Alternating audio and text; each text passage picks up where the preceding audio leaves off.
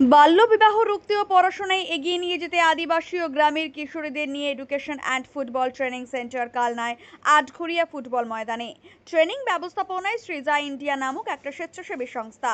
এই সংস্থা প্রশিক্ষণ নিয়ে দেশের ও রাজ্যের নাম উজ্জ্বল করেছে মেয়েরা। ছোট ছোট কিশোরীদের বোঝানো হচ্ছে পড়াশোনা করতে হবে, নিজের পায়ে না দাঁড়ালে বিয়ে করা ঠিক নয়। लोगों ने हम लोग की लड़कियों के लिए 2-3 एक्टिविटीज़ एंगेजिंग एक्टिविटीज़ आज की इवेंट के लिए रखा था, जिसमें football and social awareness both together they will learn. So the first activity was dribble your story. तो कोन्स रखा हुआ था, कोन्स में there barriers that they face every day वो प्लेस था, और they dribble through all the barriers in their lives and then overcome to live their dreams. So this is the whole idea of the event. And there was another activity where there was a match which was called fair and unfair match. तो जहाँ पे match first 5 minutes में Fairlie play किया गया था, फिर उसके बाद अनफेयर रूल्स वगैरह दिया था बीच में.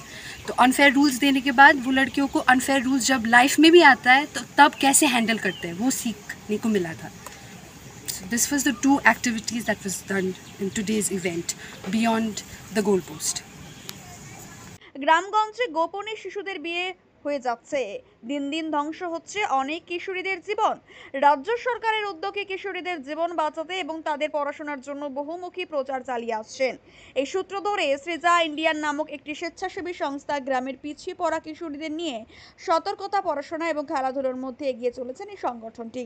এই সংস্থাটির মধ্যে নাম লিখিয়ে বেশ ভালো ফল পাচ্ছেন কিশোরীরা। এখানে আসলে আমরা এখানে সব এক জায়গায় জড়ো হয়েছি। আমাদের ক্যাম্প আছে 3টে, বীরভূমে হয় 2টো, আর এখানে আমাদের একটা সৃজা ইন্ডিয়া। তো আজকে একটা ন্যাশনাল স্পোর্টস ডে, সেই উপলক্ষে আমরা সবাই এক জায়গায় হয়েছি। আমাদের সবার এখানে একসাথে ফ্রেন্ডলি ম্যাচ খেলা হলো, ঠিক আছে। দিয়ে ওই জন্যই এসছে, মানে লাইফে কি করা ঠিক কি করা ঠিক নয়, ঠিক আছে। মানে একটা মেয়ের জীবনে কি কত কে বাধা অতিক্রম করে তার জীবনে কি করতে পারে না করতে পারে, সেই সব বিষয়ে আরও অনেক আলোচনা করা হচ্ছে।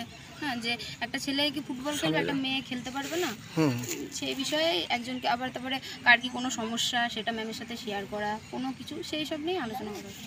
এখন তো দেখছি অল্প বয়সে মেয়েদের বিয়ে হয়ে যাচ্ছে, সেই বিষয় নিয়ে কিছু বোঝাচ্ছে? হ্যাঁ, সেই বিষয়ে ম্যাম অনেক কথা বলেছে, কারণ একটা মেয়ের অল্প বয়সে সেটা বিয়ে হয়ে যাওয়ার পরে যে তার যে শ্বশুরবাড়ি থেকে যে সমস্ত কিছু চর্চার, অল্প বয়সে বিয়ে করলে সেসব কিছু নিয়ে অনেক, কেননা একটা মেয়ের এখন যেটা উচিত নিজের পায়ে আগে সাকসেস, আগে কেরিয়ার করুক, তারপরে সে বিয়ে করুক না তারপরে। হ্যাঁ, বলেছে ম্যাম, অনেক কিছু বুঝিয়েছে সেসব ব্যাপার। কি নাম তোমার? আমার নাম জয়া মাঝি। এখন তো অনেক অল্প বয়সী মেয়েরা বিয়ে করছে, তো এবার এখন তো অল্প বয়সে বিয়ে করা উচিত নয়।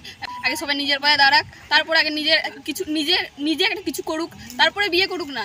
এখন বিয়ে করলে এখন তো সবাই ম্যাচুরিটি হয়নি, তো বিয়ে করাটা উচিত নয়। আর এমনিতে গ্রামে, আমাদের গ্রামে যেমন অনেক গ্রামে আছে যে মেয়েদেরকে কোথাও বেরোতে দেয় না বাড়িতে, শুধু বাড়িতেই থাকে, স্কুল বাড়ি ওই গ্রামেই। তো এবার ম্যাডামরা চাইছে যে মেয়েগুলোকে একটু বাইরে নিয়ে আসুক, বাইরের জগৎগুলো দেখুক ওরা, যে বাইরের জগৎটা কীরকম। এখানে আমাদের ধাত্রীগ্রামে তো সৃজা ইন্ডিয়া আমাদের একাডেমি, তো এখানে বিভিন্ন খেলাধুলার মাধ্যমে পড়াশোনাও হচ্ছে। তো এবার সবার বাড়িতে তো সেই সুযোগ পায় না সবাই, তো এখানে ফ্রিতে সব কিছু করাচ্ছে, যে শুধু খেলাধুলা করলেও হবে না, শুধু পড়াশোনা করলেও হবে না, সব কিছু মিলিয়ে করাচ্ছে। তো স্বেচ্ছাসেবী সংস্থা সৃজা ইন্ডিয়ার পক্ষ থেকে পিছিয়ে পড়া আদিবাসী সম্প্রদায়ের কিশোরী ও গ্রামের অন্যান্য কিশোরীদের নিয়ে চলছে ফুটবল প্রশিক্ষণ। মৃত্যুঞ্জয় যশের রিপোর্ট, মেমারি আপডেট।